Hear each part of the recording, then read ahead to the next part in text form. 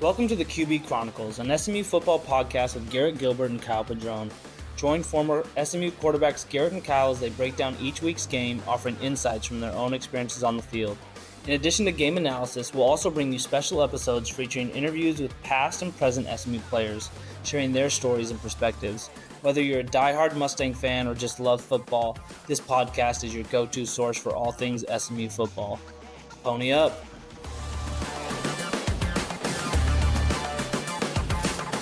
Welcome back to the QB Chronicles. I'm Kyle Padron, joined by Harry Potter and wand enthusiast, Garrett Gilbert.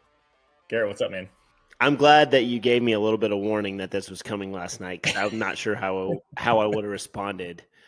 Thank you to Joey Fontana and Cole Lofton, I think, for that one. I'm not going to deny that. I do love Harry Potter, and I can't wait for my kids to be old enough to watch the movies again, if we're being totally honest. Yeah, no, I'm a big fan myself, but Cole and Joey were in town. They were, in fact, the culprits, the people that shared that fun fact. I did not know that.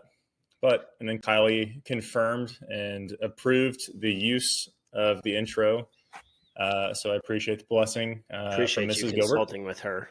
Not always. that would have stopped you, but yeah. But yeah, they were definitely the culprits. And yeah, didn't know that about you, but glad to know that now. And we'll have to display maybe the wand collection at some point. But we've got some other things to talk about. And big win last night for the Mustangs. Kicked off ACC play. Stadium was rocking. 35,000 were there. Boulevard was crazy. ACC Network was there. And our guys put on a show. Beat Florida State 42-16. And really a culmination of a lot of things. And we've had a lot go on this year to get us to this point. But Garrett, give us your takeaways from last night's game, and just kind of share what you saw. Yeah, we'll get into some of the details of how we were able to really just dominate Florida State. But, you kind of touched on the fans. I thought the fans were awesome. In fact, Kylie looked at me at one point during the game early on. I think it was during our first touchdown drive, and she was like, "Where are we? This does not feel or sound like an SMU game." And of course, she meant it as a compliment. But she ultimately was right. It was an electric atmosphere last night, and I was really fired up. I think there's a lot of people that deserve credit, but namely the fans for showing up. That's first and foremost. That was the most exciting part of it. It felt like a big time college football game.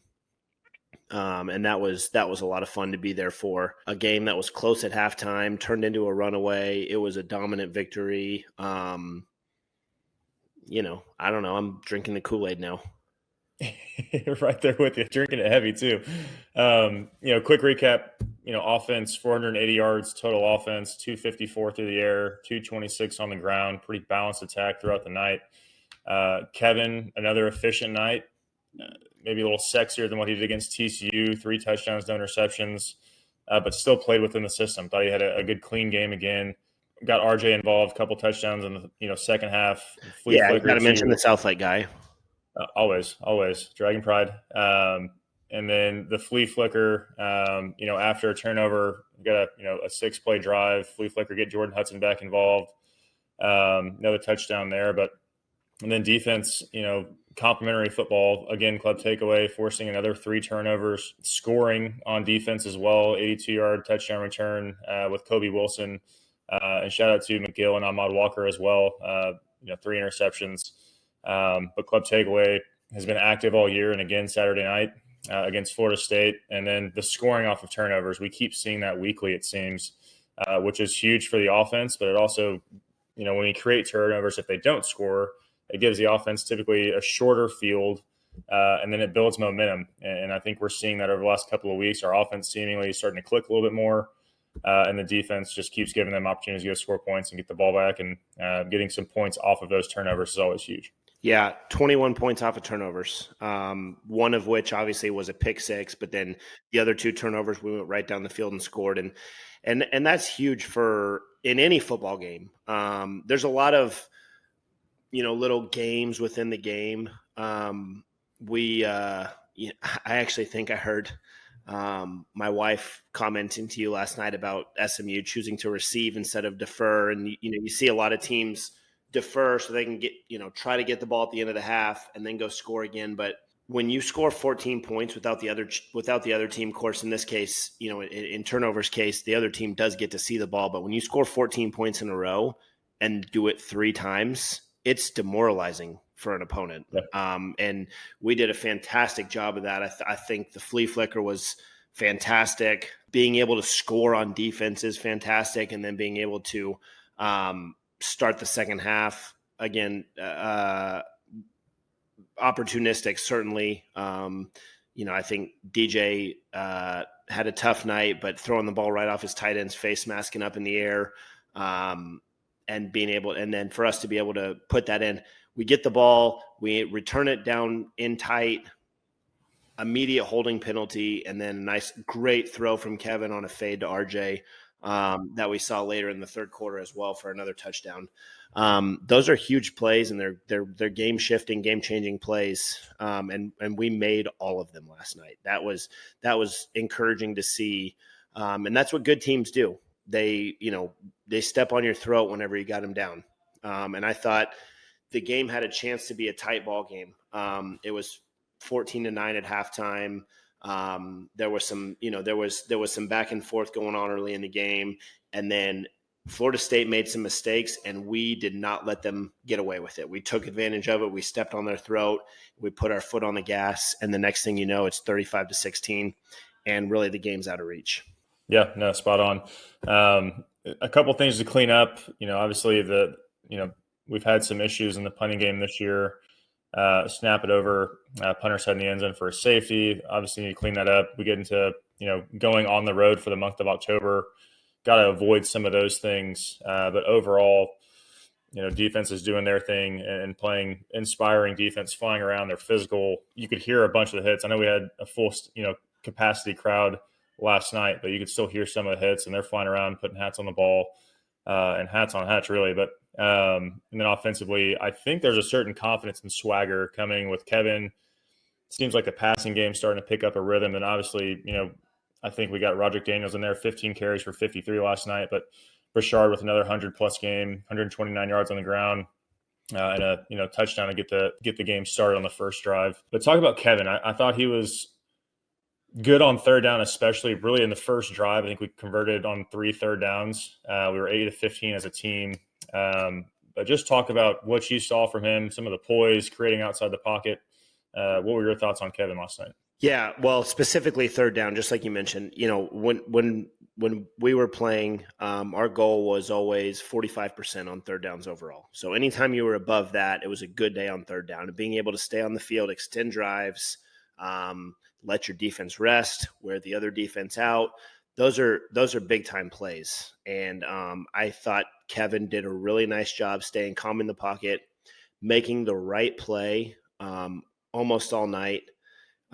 He looked very comfortable in the pocket, and I think that's a product of just getting more reps, to be totally honest with you. I mean, early on in the season, we talked a lot about the quarterback controversy and the 2-quarterback system. And obviously, both of us shared our thoughts on that. But now that we've made a decision, Kevin has taken the reins and hasn't looked back. And that's what you have to do. And I think that's been great for the team. I think it's been great for, the offense as a whole. And I think that you're going to continue to see this offense look more and more comfortable each week with Kevin running the system and running the show. And so I was really impressed with the way he handled things and the way he operated the offense. I would not say, just looking at his stat line again and watching the game, there was a ton of flashiness. I think that's a good thing. He made the right play. It was not the stat line we saw against TCU last week, where he just, we were kind of gifted a ton of points there, but he made the right play again and again and again and put us in position to succeed. We stayed out of third and super long. We stayed out of, really difficult situations, and the offense just continued to operate and methodically move down the field. And then we took advantage whenever Florida State made a mistake. And that was great to watch. And I think it's encouraging going forward. And that's what good football teams do. We've been looking for that the past few weeks. We were sounding the alarm bells against BYU, And then the last 2 weeks, this team's been able to just make the right play, take advantage of when other teams make a mistake, and make the right play. And a lot of times, sure, it's exciting. It's exciting to watch us force turnovers, and it's exciting to watch us, execute a flea flicker perfectly. But just making the right play as a quarterback, especially, it can kind of feel boring. But that's exactly what's needed. And I thought he did that all night last night. It was really, really fun to watch. Yeah, it's kind of like good golf. It's like fairways, greens, two-putt. Let's just go 100%. get a bunch of pars, and at the end of the day, let the chips fall where they fall. I don't know at all what that's like, but I love the analogy. Nor do I. Yeah, please, if you're listening, not a good golfer. Garrett's better than me, but neither one of us, from what I remember playing with Garrett, didn't hit many fairways that day. No, we'll blame the wind. My golf is decidedly not boring. Yeah, it's but no, I typically make birdies and pars from the bunker and the rough, and then bogeys and doubles from the fairway. So anything but boring. But no, Kevin agreed. Good, clean game. Great decision making all night. Got his ball out. Was really just distributing the football efficiently on time and keeping the offense running smoothly the entire night. Who's your player of the game? I'm going to sound like a broken record here. I was close to it being Kevin, but I think Brashard deserves it again. The guy is all over the field. He shows up everywhere, and he makes plays every single time the ball's in his hand. Brashard, opening touchdown of the game, great catch on a stop and go, and he's dangerous every time the ball's in his hands. And he's a football player. He's a hell of a player. He's fun to watch. Yeah. I think it's a hard one this week. You got guys that playing great all over the field. Obviously, Brashard's a great game. Kevin played a good game. I would just go defense. I mean, we've got to give them some more recognition on the show here. And, but we're quarterbacks. So, yes, I agree with that. I agree with that. However, again, I'm just going to – I think – and I say this a lot, the sooner we can get the ball out of our hands to the guys who actually go and do something with it, the better. And I'm always going to give credit to those guys. I think, I think that I think another unit that deserves credit that has potentially faced a lot of scrutiny and criticism from not just us, but, all over the place is the offensive line. I thought they did a great job last night. Let's not 100%. Forget or trick ourselves into thinking that Florida State is not a talented unit. The offensive and defensive lines, that was the big question mark going in. We'll talk about them again as we move into Louisville. The offensive line looked far more comfortable. Could be a product of just, we got new faces, new bodies up there, figuring out how to play as a unit. But, it's great to see them finding some comfort and having some success. I mean, we ran the ball. Well, Brashard ran the ball for 7.5 a carry. We ran the ball as a team for, 4.8 per carry, which is a great night. That was market improvement from what we saw against BYU a couple weeks ago. And again, it's been trending in the right direction. And so a lot of credit to go around coaching staff, offensive line, Kevin, Brashard. This is a team that's doing a great job all over the place, and I'm excited to watch them go on the road next week at Louisville. Yeah, no, Florida State's interesting, man. I can't figure them out. It seems like they're having, or at least it strikes me as such, that they're having some sort of like identity crisis, and part of that's the NIL, which you touched on, and the transfer portal, and sure, learning how to gel. But it just seemed like, getting off the bus, they entered the stadium with a ton of swag, I thought, and confidence, and they looked good. But it's almost like they're at a point where if they get hit in the mouth, like they just lay down, and I couldn't figure it out. I thought DJ, it was uninspired.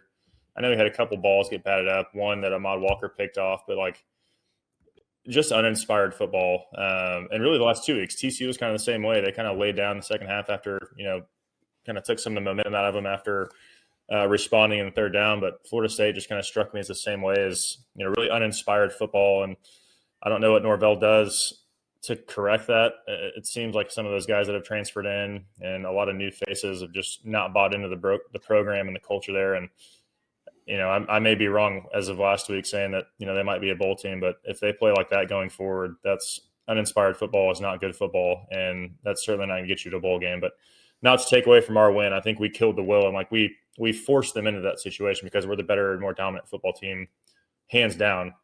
But they've got something on their hands that I can't really pinpoint or place right now. Definitely a lot of question marks. I think there's certainly a lot of talk on certain places on the internet about the quarterback being the issue, and that this defense was just outstanding, but it's really all over the place. I mean, you're absolutely right. They look like they laid down in the second half, and certainly that has something to do with the fact that SMU broke their will, quite frankly.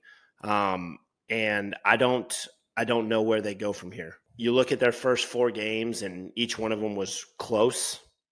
This was this was a dominant performance. And on their side of it, this was a demoralizing loss where they were not really in the game after midway through the third quarter. So I don't know where Florida State goes from here. I listened to EJ Manuel some last night on the post game talking about where what does it look like in the locker room. Does Coach Norvell say, okay, well, it's time to make a quarterback change? Well, what does that do for the program? What does that do for the team this year? They're in a position where they haven't had any success whatsoever. And, if they think DJ is the guy that gives them the best chance to win, then they have to stick with him. But, this is what NIL teams look like. I mean, this was a top 4 team last year, frankly. They missed the playoff strictly because their quarterback got hurt last year. Yep. And then their entire team sat out of their bowl game. I mean, I don't think that's any kind of knock on Florida State's team as a whole last year. And now they look lost. So yeah, a lot of question marks there. I'm very interested to see what goes on the rest of the year, and something to watch. I think not necessarily so much. I mean, you're right. Like I certainly still think they have the talent to make it to a bowl game. I think what Nick Saban said about Florida State last week, I think I mentioned this the other day, but I think what he said about them is very interesting. Talking about putting Band-Aids on and just, trying to kick the can down the road and fix it 1 year at a time. I think that was very interesting. But I think it's, kind of a microcosm of NIL as a whole and what it can look like, the good, the highs of it, and then now the lows of it. I think that'll be interesting to watch over the course of the rest of the season. I don't think that Coach Norvell's job is in jeopardy or anything like that. I mean, they were a play away from being in the playoff last year, but it's just very interesting to see how far they've fallen in 1 year. Yeah, pretty wild. Got a little off tangent here. This is an SMU podcast, so that's my fault for the long tangent. No, I kind of got into there. This NIL thing is very interesting. So it's wild. You're right. Before we get off of SMU Florida State, Padron shot of the game is the flea flicker.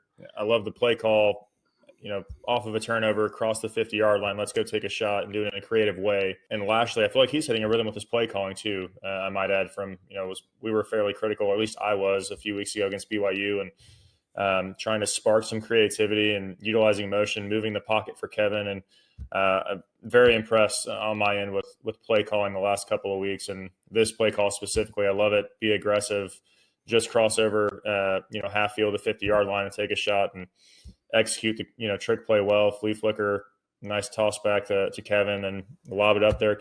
Jordan's running free down the middle of the field, and just a great play for a 42-yard touchdown. So props to play calling, props to the players for executing, but that's the Padron shot of the game for SMU Florida State, and excited to see what we take up to Louisville next Saturday. 2 things there. Number one, do we have to start? I feel like we need to take this Padron shot of the game to the next level. Do we, is there a shot of tequila that comes with it going forward? Here. I don't necessarily want one at 9 p.m. on a Sunday, but well, you have to do. That's not really your choice. That's just what we got to do for the pod. I'll tell you this: if we go on the road in conference and beat a ranked Louisville next Saturday at 11 a.m. on ESPN. There will be a Padron shot of the game, and there will be an actual Padron shot. Bam. Consumed by yours truly. I love that. We're going to stamp it, and we'll be here next Sunday to see what happens. My other point there is that was probably the easiest Padron shot of the game of the year, I think. Yeah. That one. I will say, I thought that the best throw that Kevin made in my mind was, make sure I didn't turn my microphone off here. I've got these cool like tap control. Anyway, the back shoulder throw to RJ, just for fans' knowledge of why you utilize that throw. You're talking about the second one, right? Because I thought the second one was the inside fade. Yep, yes. Exactly. And, got man coverage, corners kind of on top, good leverage. And Kevin sees it, realizes it, throws a great ball in the back shoulder. RJ, kind of spins and catches it, falls in the front corner of the end zone. I thought that was the best throw of the night. I thought the flea flicker is definitely the Padron shot of the game, but I thought that was probably Kevin's best throw. Just realizing the situation, understanding the coverage, understanding the leverage of the defensive back. That was the Dilfer's dime of the game. Oh, I like it. Little nostalgia trip there for Yeah, we'll call Trent, see if we can get him on here. I know you guys. I totally agree. I thought that was great. Can you speak to? I know we touched on it a little bit, but in what position would a corner?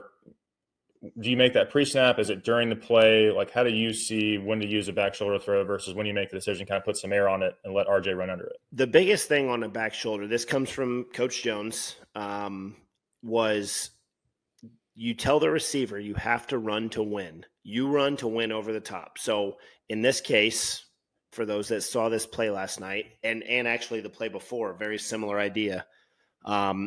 RJ has to run to win this fade over the top. And of course that means an over the shoulder throw. And then as he runs and the DB stays on top of him, the guy who's covering him, now the quarterback sees it, RJ sees it. You don't slow down. You're still running to win. And now Kevin, as the quarterback, his thought is I'm going to throw it basically at the back of RJ's helmet with a little bit of arc on it so that RJ can make a play on it. You don't want to throw it as hard as you can because in that case, the throw has to be perfect. You throw it with a little bit of arc. You throw it right at the back of his helmet, and now RJ can turn around and make the catch like he did twice last night. To me, those back shoulder throws take a lot of reps in practice, and they take a feel and a comfort level between the quarterback and receiver. Both of them have to see the same thing. Both of them have to be comfortable with. If the receiver slows down and is expecting the back shoulder, it makes it super easy to cover for the DB. He has to run like he's trying to beat the DB over the top and then adjust to a throw that's a back shoulder throw behind him. Both of those, and I totally agree, that second one was a great throw and catch. I thought that was awesome that they were on that same page. They take a lot of communication and a lot of reps. And so that was exciting to see for both of those guys to be able to execute it not once, but twice in the second half for touchdowns right in the same corner of the end zone. That kind of caps my thoughts on SMU FSU. I think next week is a huge one for us. It's, second conference game, but first conference opponent traveling to a ranked opponent, Louisville, kicking off 11 a.m. on Saturday, ESPN. Talk about what it's, just briefly, we'll do a preview later in the week, but going on the road in conference, what's the challenge? Obviously the crowd, but what challenges do you expect? And can you speak to traveling and, kind of a conference opener? Yeah. First and foremost, morning kickoff on the road. That's going to be tough. Travel up there on Friday. The team will probably get up there, have some meetings, a light, maybe a movie night in the hotel, something like that, just to kind of get off your feet and hang out. And then when you wake up on Saturday morning, it's go time. Maybe a meeting, you're maybe straight to pregame meal, and then it's off to the stadium, and you better be ready to go because the game kicks off. I'll be honest, fairly foolish when it comes to geography here. I don't even know if Louisville's in Eastern or Central time zone, but this is either an 11 or 12 o'clock kickoff, and it's going to be go time right when they wake up. So I think that's the biggest thing is adjusting to that. We've been on the road, or we've been at home, for 4 straight games, Houston Christian, BYU, TCU, and Florida State. So just the fact of going on a road, I think, is going to, present some challenges. And then going to a team who has been pretty good. And we'll dive into some more on Louisville as we get later in the week. But we saw this on Saturday night. Our crowd did a great job jumping all over Florida State. Our crowd did a great job jumping all over TCU. We have to do a nice job immediately, not immediately, but, early in the game, just riding the wave of momentum that they're going to feel from their home crowd and staying in it early, because I think that momentum thing, it can really get you if you're not careful. So we got to have a great game plan. We got to have a great opening script. Be ready for them to punch us in the mouth and be ready to hit back. There will definitely be some trouble. Not trouble, but, there will be some adverse moments in the game where, it's really, you guys either respond or, you find yourself in a hole, and what you do after that, when you find yourself in that situation, is going to determine the result of the game. So we'll get into that later this week. Going on the road really for the entire month of October. Our next home game is not until November 2nd. But yeah, this week is kind of I don't want to call it a dud. There's just not many ranked matchups. We saw Alabama knock off Georgia in a heavyweight fight. What a game. Yeah, that was incredible. Kind of watching behind in the fourth quarter. When we got, in control and in hand, was watching the TVs back there. But what a great game. And, Alabama's the new number 1 ranked team in the country now, at least according to the AP poll. UT fell to 2. Short-lived one for Texas, unfortunately. The SEC bias, there's going to be at least, 7 or 8 SEC teams in the playoffs. So they'll be all right, I think. Yeah, they'll be fine. Frankly, I left the game early, and I was driving home following along with this Alabama-Georgia game, and the finish to that game was just unbelievable. You had Georgia taking the lead on a long touchdown. Immediately an Alabama 75 or whatever it was yard touchdown, that freshman receiver who's still, can't even sign paperwork for himself because he's 17. He's been driving for less than 2 years. Yeah. He's amazing. And boy, that was a fun game to sit and watch the highlights of. I actually stayed up last night and watched some college football final for the first time in years. I felt like I kind of found myself missing Mark May and Lou Holtz last night on ESPN. It was really cool. To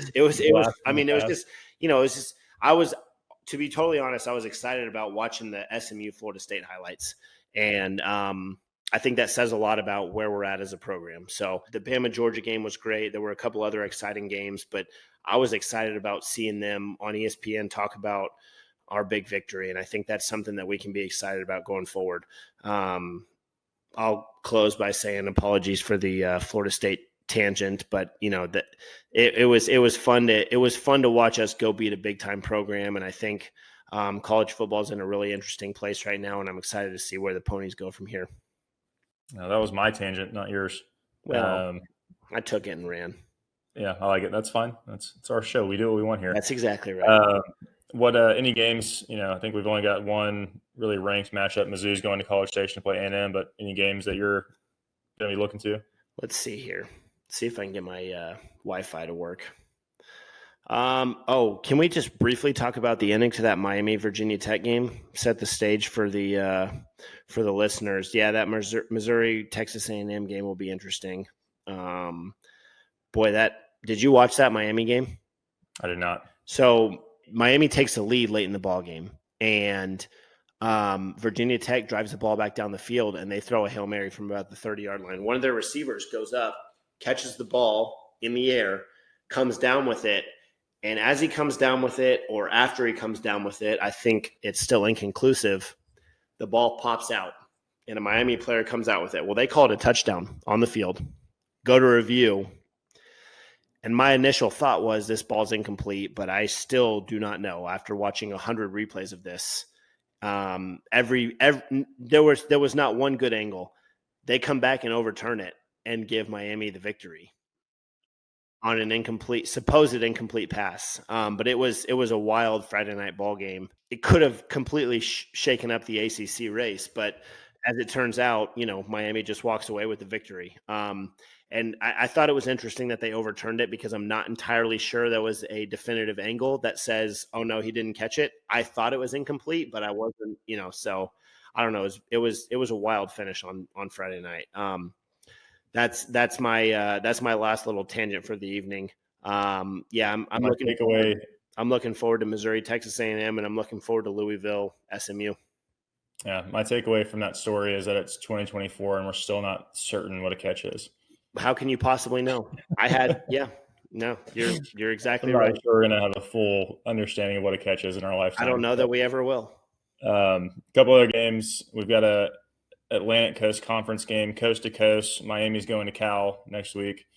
And then one that I kind of like, Tech is at Arizona, a little Big 12 after dark. So for you kind of late night owls, 10 p.m. kick, I believe, Texas Tech at Arizona.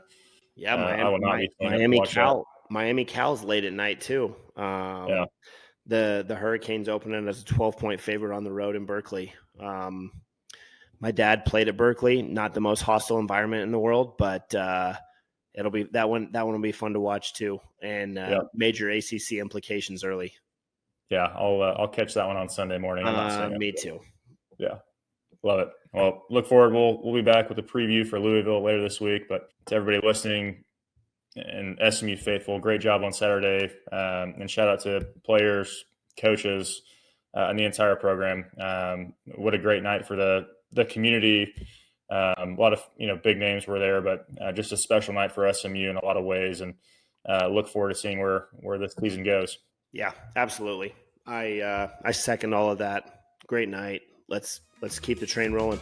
Keep it rolling. Pony up. Amen to that.